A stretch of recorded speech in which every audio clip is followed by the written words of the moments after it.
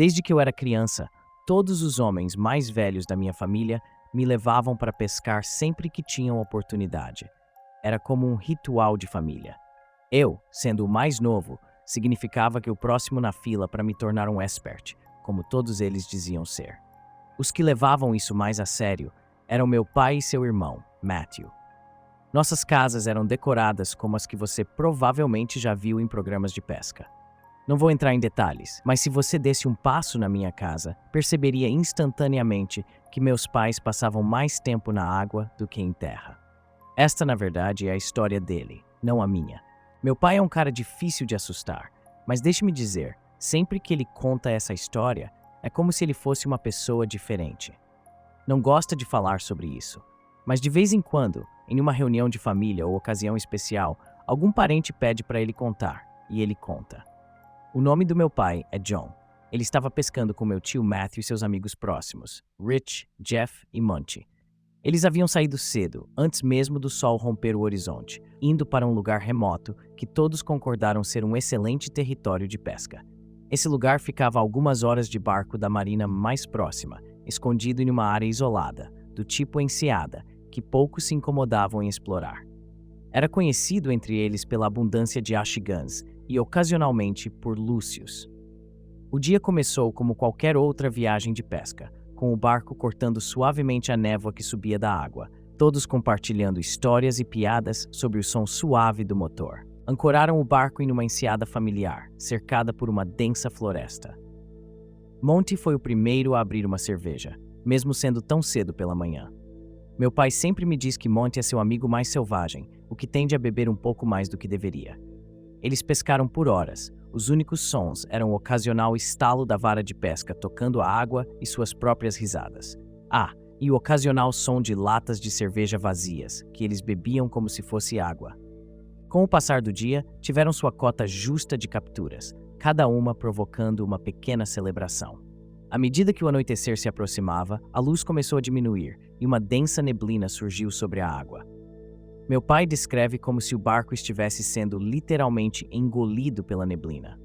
Rich, que era o pescador mais experiente do grupo, continuava dizendo que nunca tinha visto uma neblina tão espessa, de tão incomum que era. Jeff, o palhaço do grupo, estava quase tão bêbado quanto Monty, e ambos pareciam indiferentes à neblina que os cercava. Estava começando a escurecer. Inicialmente, eles pensaram que poderiam simplesmente esperar a neblina passar, mas ela não parecia ir embora. Meu pai e Rich concordaram que Matthew deveria tentar dirigir o barco para fora da enseada e ir para o mar aberto, onde a neblina provavelmente não seria tão densa. Matthew concordou, mas mesmo sendo normalmente o mais cauteloso, ele quase colidiu com a costa. Ele se recusou a arriscar mais danos ao seu precioso barco. Relutantemente, aceitaram o fato de que provavelmente teriam que passar a noite no barco. Meu pai comentou que eles precisariam avisar suas famílias sobre a situação, mas, claro, eles tinham se deslocado para uma área da enseada onde não havia sinal. Meu pai precisava resolver alguns assuntos de trabalho, então ignorar o problema não era uma opção. Ele se ofereceu para ir à terra firme em busca de sinal, e Rich e Jeff disseram que o acompanhariam. Matthew ficaria para vigiar o barco e um Monty cada vez mais embriagado. Meu pai, Jeff e Rich seguiram em direção à costa e pularam do barco, ficando apenas um pouco molhados. Meu pai fez questão de pegar os sinalizadores de emergência do barco, caso se perdessem e precisassem sinalizar para Matthew vir buscá-los. Os três seguiram pela escuridão total da floresta, iluminados apenas pelo brilho das lanternas de seus celulares. Meu pai e seus amigos já acamparam bastante, então uma floresta não era algo que os assustava muito. Eles começaram a subir uma colina, na esperança de que uma área mais elevada lhes desse uma melhor chance de encontrar sinal. Meu pai sempre fazia questão de enfatizar o quão escura e estranhamente enevoada a floresta estava, como se você pudesse praticamente sentir-se cortando a neblina. Assim que começaram a se ajustar à atmosfera densa, uma série de sons estranhos de estalos começou a romper o silêncio, surgindo primeiro diretamente à frente deles, antes de cercá-los completamente. Esses sons eram diferentes de qualquer som de floresta com o qual estivessem familiarizados. Eram rítmicos, mas erráticos, como se alguém estivesse batendo num código destinado apenas para a floresta. A peculiaridade do som deixou uma coisa clara: era feito por humanos. A realização de que não estavam sozinhos os atingiu como um trem. Rich, o mais experiente do trio quando se tratava de sobrevivência ao ar livre, sussurrou urgentemente para que eles desligassem as lanternas. "Não entreguem nossa posição", ele sussurrou, com preocupação em sua voz. Quando as luzes se apagaram, a escuridão tornou-se mais densa do que a neblina. Os estalos pararam abruptamente, substituídos por um silêncio que parecia pesar em seus peitos. O tempo perdeu o sentido enquanto eles ficaram paralisados, incertos sobre o próximo movimento. Tenho certeza de que todos estavam pensando a mesma coisa. A ideia de terem tropeçado em algum tipo de reunião clandestina ou culto na floresta era aterrorizante. Então, tão repentinamente quanto o silêncio começou, ele foi quebrado por ruídos de folhas se mexendo, desta vez muito mais perto. Depois, silêncio novamente.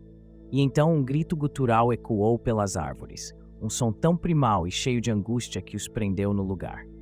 Antes que pudessem processar o que estava acontecendo, sons rápidos de pisadas estrondaram pela floresta em direção a eles. Os 3 homens dispararam de volta pelo caminho de onde vieram, agindo com medo e puro instinto. Meu pai disparou a pistola de sinalização atrás deles, e o sinalizador cortou a neblina, iluminando a floresta por um momento. A floresta parecia clara como o dia, e a visão que se apresentou a eles foi nada menos que horrível. Iluminado pelo brilho vermelho do sinalizador, havia um grupo de mais de 10 indivíduos vestidos com o que só podia ser descrito como trajes tribais, alguns empunhando lanças de madeira. Mas a luz do sinalizador durou apenas um segundo.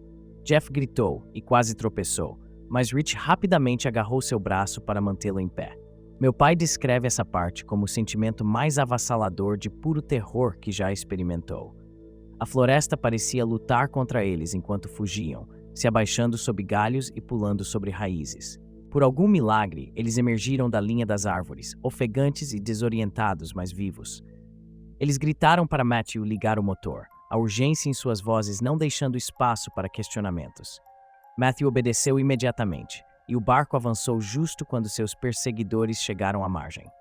No caos, meu pai disparou o último sinalizador no ar, de volta à costa. Por um breve segundo, quando a luz do sinalizador atravessou a neblina, eles viram seus perseguidores na beira da água. Era bizarro. Havia pelo menos 15 deles, apenas parados imóveis à beira da água. A luz do sinalizador desapareceu e a escuridão voltou. Matthew conseguiu afastar o barco a uma distância segura e desligou o motor novamente. Depois disso, os únicos sons eram a respiração ofegante de Jeff, meu pai e Rich. Meu pai diz que não conseguiu processar o que havia acontecido por quase uma hora.